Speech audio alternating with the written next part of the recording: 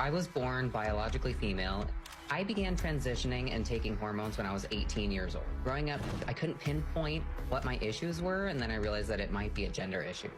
When I turned 18, I did go to Planned Parenthood. I just stated that I had gender dysphoria, and they gave me testosterone a week later. Before I went on hormone therapy, I wasn't required to see any therapist or any sort of a doctor at all.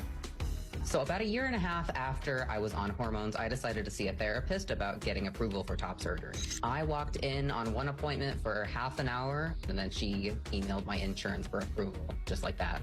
Even at this point, when I was passing as a man, I still had these doubts in the back of my mind that said, what if you're wrong? What if you made a mistake? In the end, I decided not to do the surgery. At that point that I decided to detransition and live my life as a woman again.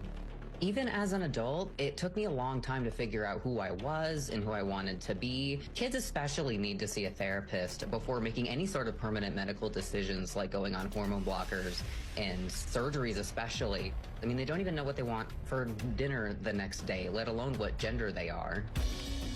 The biggest mistake that I made was that I did not get the right amount of therapy or medical advice needed. These days, if you tell a parent if their child thinks that they might be transgender or has gender dysphoria, to wait and really consider it and maybe seek other therapy, you're just seen as transphobic now because you're not accepting people. I'm not anti-trans at all. I support the trans community very much, but I also support medical responsibility.